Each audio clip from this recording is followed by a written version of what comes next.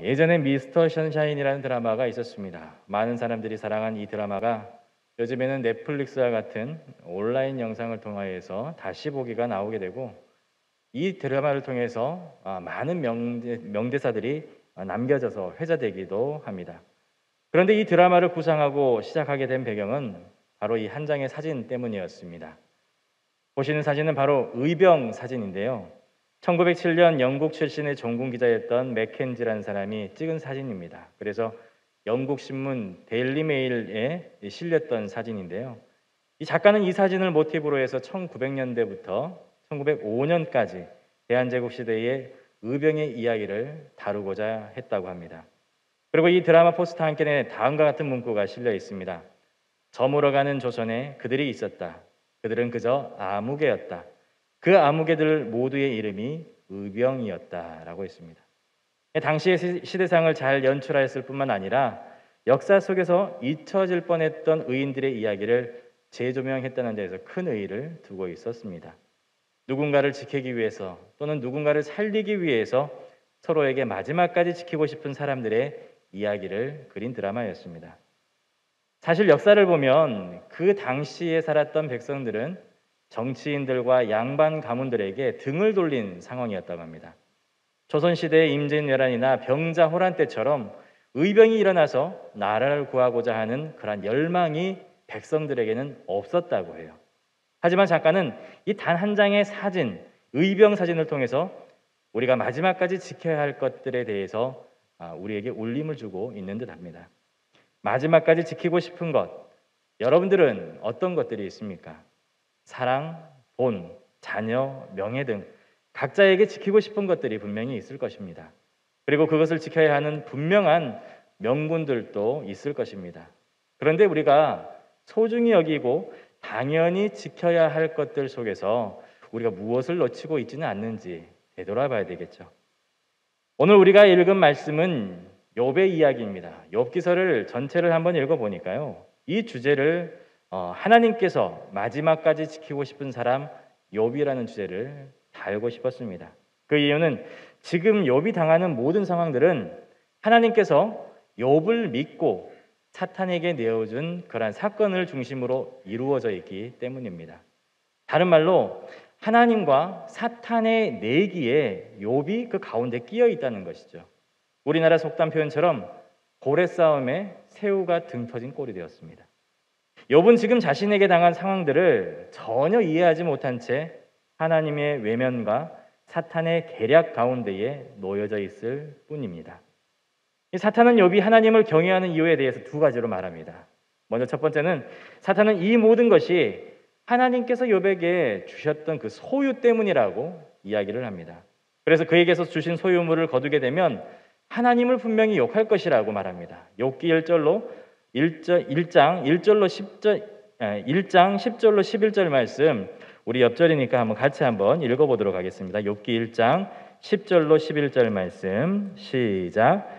주께서 그와 그의 집과 그의 모든 소유물을 울타리로 두르심 때문이 아니니까 주께서 그의 손으로 하는 바를 복되게 하사 그의 소유물이 땅에 넘치게 하셨음이니이다. 이제 주의 손을 펴서 그의 모든 소유물을 치소서. 그리하시면 틀림없이 주를 향하여 욕하지 않겠나이까.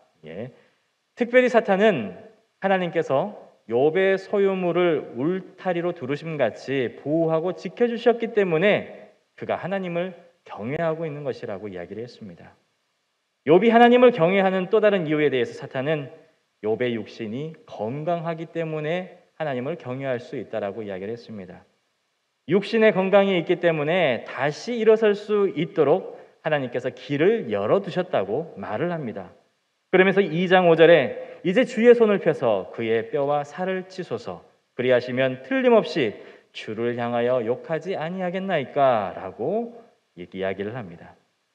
여러분, 사탄이 바라보는 욥의 모습에서 어찌 보면 인간이 마지막까지 지키고 싶어 하는 것들을 잘 보여주는 듯합니다. 사탄이 인간의 마음을 잘 꿰뚫어 보고 있는 것 같아요.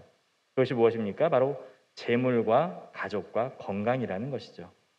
사실 이 세 단어를 위해서 우리는 열심히 살아가고 있습니다. 그리고 이것을 잃지 않기 위해서 지키려고 노력을 하죠. 어떻게 하든지 재물을 조금 더 많이 모아서 윤택한 삶을 영위하려고 애를 씁니다. 또 자산을 불릴 수 있는 기회가 생기면 편법을 사용해서라도 눈 한번 감고 이익이 되는 것에 손을 대게 됩니다. 가족은 어떻습니까? 요즘 선생님들이 학생들 가르치기가 무섭다고 합니다. 한 가정 한 아이가 대세인지라 부모들의 간섭과 심지어 자기 자식이 남들보다 더 돋보이도록 요구한다는 것이죠. 심지어 학교에서 일이 발생하면 전후 사정 따지지 않고 아이 편에서 선생님과 학교를 비판하면서 교육청에 고소한다, 인권 침해다라고 하면서 막말을 서슴지 않는다고 합니다. 그 스트레스로 선생님들이 정년이 되기 전에 교직을 떠나거나 수술을 하는 분들, 아픈 분들이 많이 생겨난다고 합니다. 내 자식, 내 가족 중심주의로 가족을 지킨다는 미명하에 행하는 일들이 많다는 것이죠. 또 건강은 어떻습니까? 호모 헌드레드라는 말이 있습니다. 호모 헌드레드. 이 말은요, 유엔이 2009년 세계 인구 고령화라는 보고서에서 처음 사용했던 말인데요. 의료기술과 그리고 생활 수준이 발달되고 향상됨에 따라서 인류가 이제 100세 장수 시대에 접어들었다는 것이죠. 그래서 이제는 100세 시대에 맞추어서 건강도 지켜나가야 되는 시대가 되었습니다.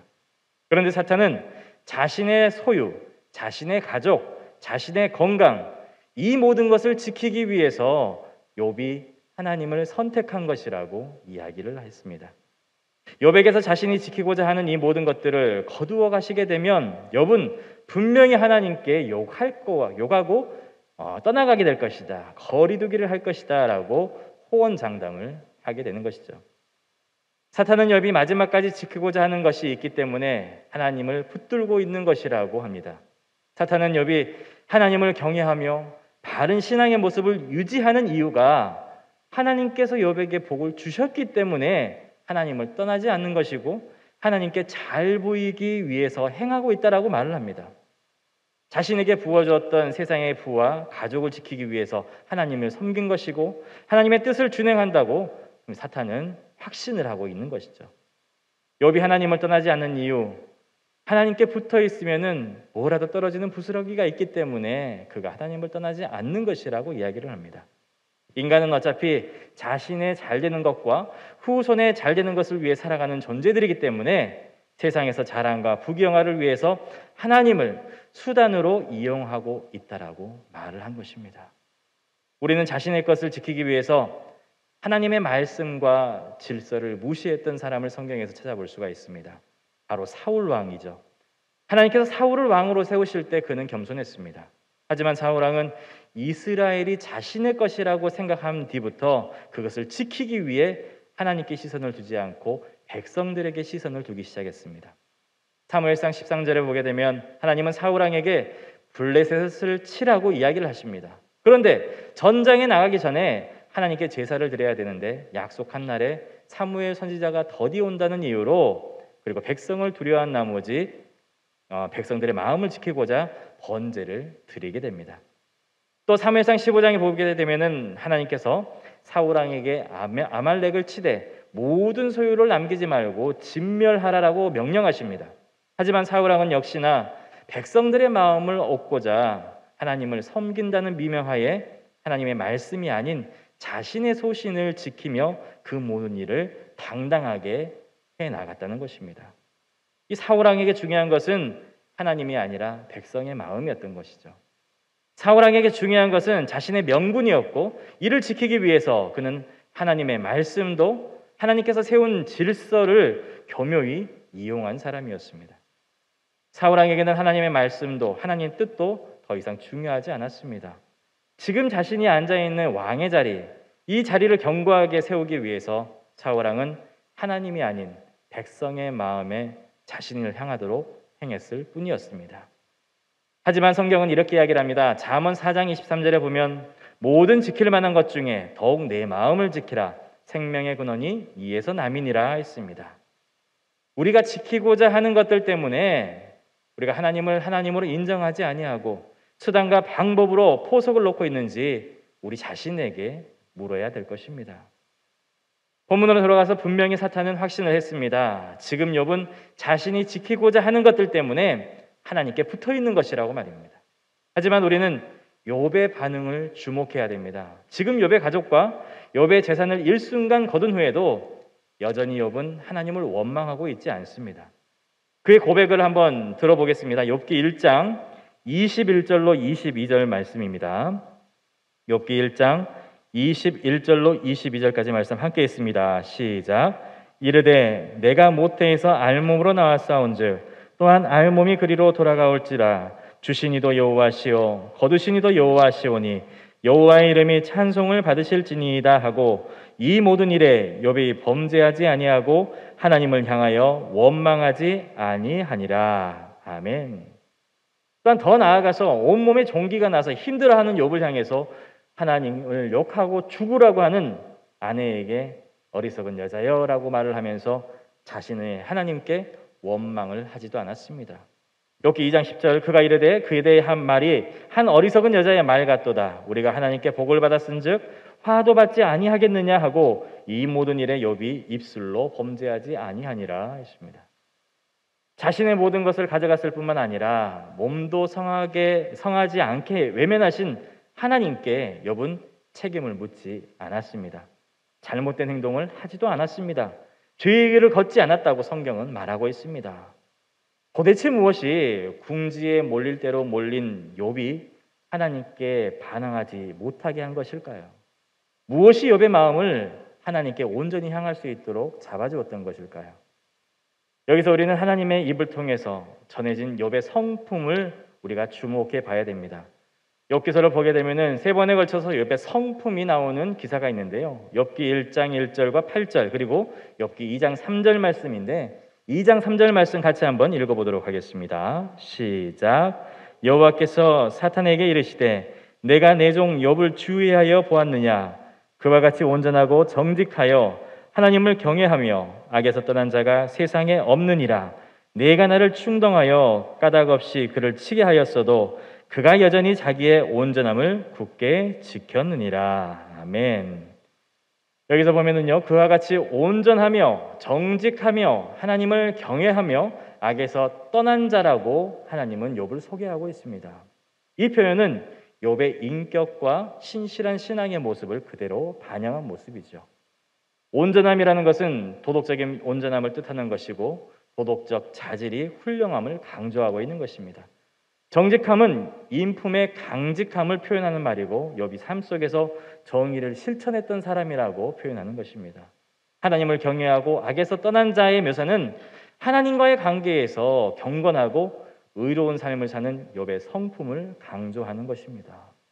인격적으로 완전할 뿐만 아니라 신앙적인 측면에서도 경건한 삶의 모델이라는 것을 하나님이 욥을 소개하고 있는 것이죠.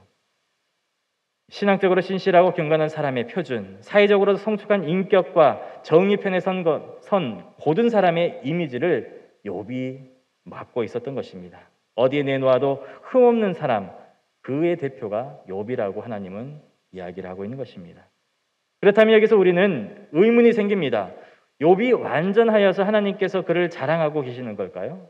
욥이 하나님을 기대하게 하는 신앙의 자세와 사람들이 인정하는 성품을 지녔기 때문에 하나님도 욥을 인정하고 있는 걸까요? 그런데 본문의 뉘앙스는 그렇지가 않습니다. 3절에 보면 하나님께서 사탄에게 나를 충동하여 까닭없이 그를 치게 하였어도 라는 말을 보게 되면은 사실 하나님은 욥을 치고 싶은 마음이 없으셨던 것이죠. 그래서 사탄이 너무 말이 많고 한번 해보라고 하고 툭 던졌던 것입니다. 체념이 아니라 포기가 아니었습니다. 오히려 하나님은 욥을 믿고 있었기 때문에 사탄이 아무리 그러든지 말든지 욥은 믿음으로 살아낼 수 있을 것이라는 믿음을 갖고 계셨던 것입니다.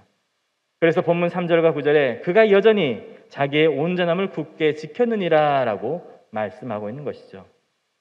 여러분, 하나님께서 욥을 칭찬하고 있는 이유가 무엇입니까?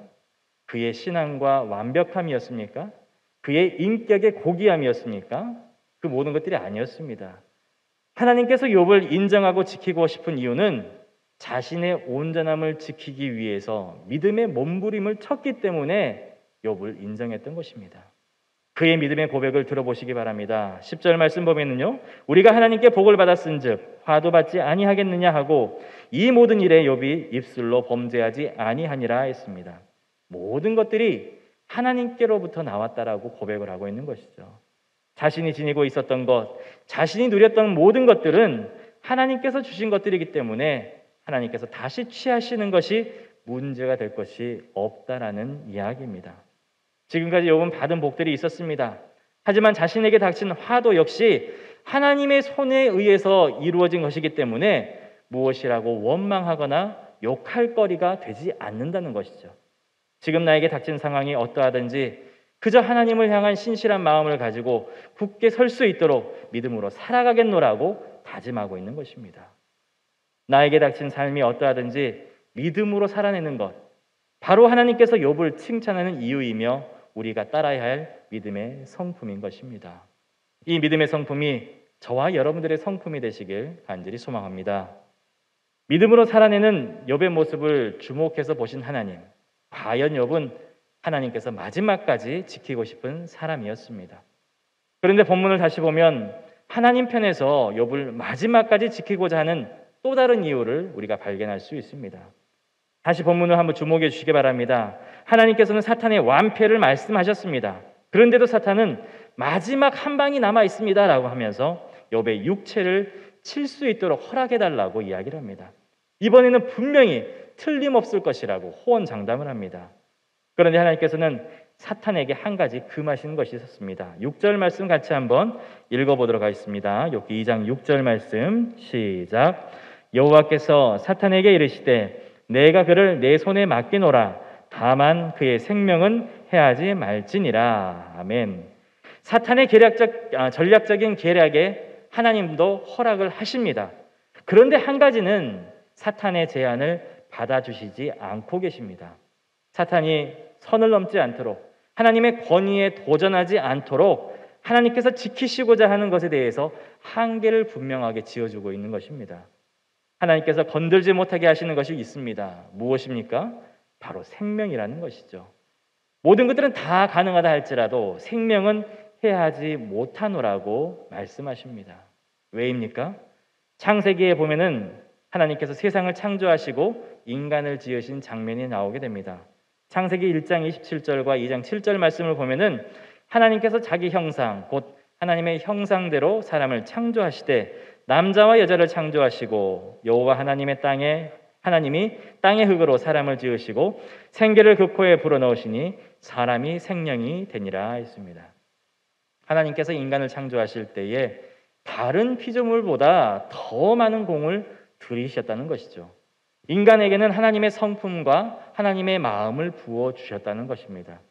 하나님과 친밀한 호흡을 할 수 있도록 생명이라는 것을 불어넣어 주셨습니다. 우리의 모습을 바라보며 우리가 기억해야 될 것은 우리의 성품 안에 하나님의 성품이 들어있다는 것입니다. 또한 하나님을 알만한 것이 우리 안에 있다는 것이죠. 그리고 하나님께서 우리를 창조하신 그 목적이 우리 안에 있다는 것입니다. 그것을 살아내는 것이 바로 저와 여러분인 것입니다. 생명의 주인이신 하나님의 뜻을 위해서 살아가는 사람, 바로 하나님의 형상대로 지음받은 우리의 모습이고 우리의 삶의 자리는 바로 그 삶의 자리라는 것 사실입니다. 그러하게 하나님의 말씀대로 하나님은 성품대로 창조하시고 생명의 숨결까지 주신 하나님께서 욥을 그리고 저와 여러분들을 사탄에게 내어줄 수 없다는 것입니다. 그 하나님의 마음을 알고 깨닫고 경험한 히브리서 기자는 2장 6절에 사람이 무엇이기에 주께서 그를 생각하며 인자가 무엇이기에 주께서 그를 돌보시나이까 라고 고백을 합니다. 우리가 무엇이기에 하나님께서는 우리를 잊지 않고 기억해 주시고 우리의 사정과 형편을 돌봐주시냐고 찬양하고 있는 것입니다. 그리고 우리를 위해서 하나님의 아들을 이 땅에 보내주시고 하나님의 형상대로 지음받은 우리를 구원해 주시고 믿음으로 살아갈 수 있도록 우리를 인도해 주시는 것입니다. 하나님께 우리는 마지막까지 지키고 싶은 사람들입니다. 그 존귀한 자가 바로 저와 여러분이 되는 것입니다. 그리고 하나님은 우리를 창조자로 우리가 하나님의 나라를 위해 믿음으로 살아내고 있는 우리의 삶을 주목하시고 기뻐해 주십니다. 구원의 확신을 가지고 하나님의 은혜를 구하면서 하나님을 찬양하는 우리를 주의해서 보고 계신다는 것입니다. 그 가운데서 믿음으로 살아내고 하나님께 영광 돌릴 수 있는 하나님의 사람들이 저와 여러분들이 되길 간절히 축원합니다. 우리는 종종 하나님이 우리를 잊으신 건 아니신가라는 또한 그런 생각을 합니다. 하나님을 원망하기도 합니다. 하지만 하나님은 지금도 우리를 기억하시고 우리를 주목하고 계십니다. 이사야 45장 15절에 여인이 어찌 그 젖 먹는 자식을 잊겠으며 자기 태에서 난 아들을 긍휼히 여기지 않겠느냐. 그들은 혹시 잊을지라도 나는 너를 잊지 아니할 것이라 라고 말씀해주고 있습니다. 사랑하는 성도 여러분, 욥이 사탄의 시험에 내어줌을 당했어도 하나님은 그를 마지막까지 지키셨고 하나님을 향한 신뢰를 믿고 있으셨습니다. 그리고 사탄에게 자랑을 합니다. 욥이 여전히 자기의 온전함을 하나님을 향한 관계를 믿음의 몸부림으로 붙잡고 있다라는 것을 자랑하신 것입니다. 그리고 우리도 그렇게 살아가기를 바라고 계십니다. 여러분들은 하나님께서 마지막까지 지키고 싶은 사람인 것을 잊지 마시기 바랍니다. 우리를 위해서 우리가 하나님 앞에 온전히 굳게 설 수 있도록 우리가 간구해야 될 것입니다. 이제 우리가 하나님의 자랑이 되어야 될 것입니다. 우리가 이 세상을 욥처럼 그리고 다윗처럼 믿음으로 온전히 살아내야 될 것입니다. 하나님께서 우리를 마지막까지 포기하지 않으시고 지켜주시는 줄 믿으시기 바랍니다. 그 은혜에 감격하여서 이 한 주간도 넉넉히 살아갈 수 있는 믿음의 사람들이 되시길 간절히 소망합니다. 기도하겠습니다. 우리를 사랑하시고 포기하지 않으신 하나님, 우리의 완벽한 의가 아니라 하나님을 향한 온전한 마음으로 우리에게 주신 삶을 넉넉히 살아가게 하여 주옵소서. 여전히 세상의 것들을 부러워하며 그것들을 붙잡고 지키고자 하는 우리의 마음이 있음을 고백합니다. 그럼에도 불구하고 우리를 주의하여 바라보시고 하나님의 기대와 신뢰를 보여주시니 믿음으로 잘 살아가게 인도하여 주옵소서. 그리하여 믿음으로 살아낸 우리의 삶의 태도를 통해서 하나님을 드러내고 하나님께만 영광 돌리게 하여 주옵소서. 이 한 주간도 주님의 기쁨이 되기를 원합니다. 성령께서 우리를 인도하여 주옵소서. 우리의 삶의 목적이 되시는 예수 그리스도의 이름으로 기도합니다. 아멘.